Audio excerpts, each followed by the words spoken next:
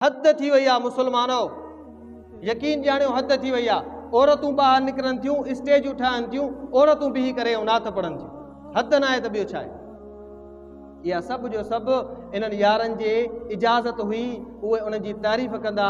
हाणे जॾहिं ॾिठूं त असांजे हथनि मां बि कमु निकितो थो वञे, मजबूर थी हुननि जा मौलवी बि हाणे कुझु न कुझु के मौलवी चवंदा त इहो कमु न कयो। जॾहिं असां हिन कम खां रोकींदासीं त पोइ छाजे लाइ तव्हां असां ते गुस्ताखी जी फतवा लॻाईंदा हुयो। तव्हां ॾिसंदा हूंदो मोबाइलुनि जे अंदरि वीडियो मौजूदु आहे, अलाह जे रसूल सल्लल्लाहु अलैहि वसल्लम जन जे रोज़े मुबारक जे साम्हूं, रोज़ो मुबारक मदीने जे अंदरि रोज़े मुबारक जे साम्हूं नारा हणनि था पिया। जेसि ताईं पुलिस पहुचे तेसि ताईं कुझु नारा हया आहिनि हुननि। छा इन्हनि जो ईमान बाक़ी रहियो, इन्हनि जो अमल बाक़ी रहियो? अल्लाह तबारक व तआला क़ुरान जे अंदरि फरमायो आहे, या अय्युहल्लज़ीन आमनू ला तरफ़ऊ अस्वातकुम फ़ौक़ सौतिन नबी वला तजहरू लहू बिलक़ौल कजहरि बादिकुम लिबादिन अन तहबत आमालुकुम व अंतुम ला तशऊरून। ओ मुंहिंजे मुहम्मद जा उम्मतीयो, जेकॾहिं ईमान अथव त, जेकॾहिं ईमान न आहे, बेईमान हो त पोइ बेईमान जे मथां काई मयार कान्हे का। ईमान आहे ऐं यकीनन आहे। अल्लाह ताला फरमाए, या अय्युहल्लज़ीन आमनू, ईमान वारो, ला तरफ़ऊ अस्वातकुम, जंहिं जाइ ते मुंहिंजो मुहम्मद मुस्तफ़ा मौजूदु हुजे उन जाइ ते पंहिंजे आवाज़ खे कॾहिं बि बुलंद न कंदा कयो, कॾहिं पंहिंजो आवाज़ बुलंद न कयो। ईअं न थिए अलाह जे रसूल जे आवाज़ जे साम्हूं ऐं अलाह जे रसूल जे साम्हूं तव्हांजो आवाज़ बुलंद थिए। अलाह ताला फरमायो, मां अलाह अहिड़ो कावड़बो मां ज़िंदगी जा सभु अमल चटु करे छॾींदोमांव, ख़बर ई कान पवंदो। हे छा आहे साईं, मीलाद मल्हायूं था ऐं नबीअ खे राज़ी कयूं था। अलाह जो रसूल तव्हां खां हरगिज़ इन अमल ते राज़ी कोन थींदो। तव्हां मीलाद जा जलसा कयो, विलादत बासआदत जा जलसा कयो, अलाह जे रसूल जे अचण जो मक़सदु बयानु कयो। हुज़ूर जे अचण जो मक़सदु छा आहे, छाजे लाइ आया दुनिया जे अंदरि? नबी सल्लल्लाहु अलैहि वसल्लम आया त जीअं सभिनी इंसाननि खे हिकु रब जे साम्हूं झुकायूं। अलाह जे रसूल छो आया? अलाह ताला फरमायो, यतलू अलैहिम आयातिही, इन जे लाइ रसूल आयो त जीअं ही क़ुरान पढ़ी करे तव्हांखे ॿुधाए। रसूल जे अचण जो मक़सदु आहे क़ुरान पढ़णु ऐं क़ुरान ते अमल करणु ऐं पंहिंजी उम्मत खे क़ुरान ते अमल कराइणु। ॿुधायो, जेके नारा हणंदा आहिनि ॿाहिरि बीही करे, मिठाइयूं तक़सीम कंदा आहिनि, उन ॾींहुं निमाज़ बि पढ़ंदा आहिनि या न? काॾों जी निमाज़ हूंदी आहे, काॾों जी सुन्नत हूंदी आहे उन्हनि जे चेहरे ते, काॾों उहे अलाह जे रसूल जा आशिक़ थिया?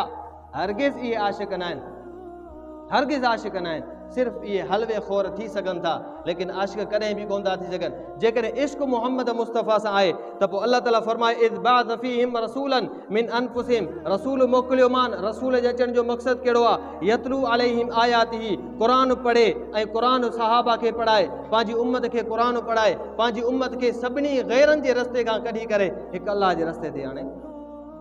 वई ज़कीहिम, क़ुरान पढ़नि त दिलि साफ़ थिए, अक़ीदो सुठो थिए। छो त क़ुरान हिननि खे त अलाह नसीब ई कोन कयो आहे, हिननि खे त रुगो कहाणियूं ऐं किसा अलाह नसीब कया आहिनि। कहाणियूं ऐं किसनि में हिदायत कान्हे का, हिदायत क़ुरान ई अलाह जे रसूल जे फरमान में आहे। जेसि ताईं क़ुरान ते अमल न आहे तेसि ताईं दिलियूं साफ़ कोन्हनि, अक़ीदो बातिल हूंदो।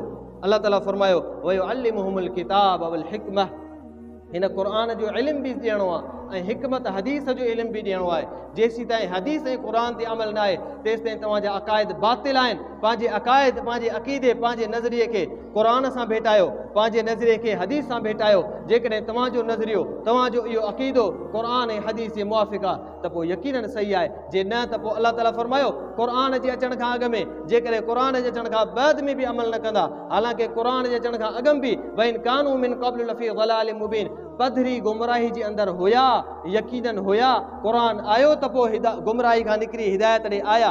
जेकॾहिं क़ुरान जे हूंदे हथनि में आहे, घरनि में आहे, कबटनि में पियो आहे, सालनि जा साल पियो आहे, हिन खे पढ़ण जी ताक़त कान्हे का, हिन ते अमल करण जी कुवत कान्हे मुस्लमान जे अंदरि। मिटी चढ़ी वेंदी, जुमे जुमे जॾहिं साफ़ करे वरी मथे रखे छॾींदो, मथे बि एतिरो रखंदो त केरु पहुची न सघे, खट ते चढ़ी पोइ लाहिणो पवे। सिर्फ़ु इज़त क़ुरान जी तव्हां वटि इहा आहे, अलाह जे रसूल जे फरमान जी इज़त इहा आहे। मस्जिदूं वीरान लॻियूं पियूं आहिनि, आज़ान अचे थी त 5 ॼणा जमात जा माण्हू बीठा आहिनि, सभु असांजा तालिब बीठा आहिनि, मस्जिदूं वीरान, क़ुरान वीरान, हदीस वीरान, सुन्नत आहे कान, पटका ख़तम थी विया, अलाह जे रसूल जो तरीक़ो मुकमल ख़तम थी वियो। पोइ दावा आहे त असां आशिक़ आहियूं। यकीन ॼाणियो त कॾहिं बि इहे आशिक़ न आहिनि।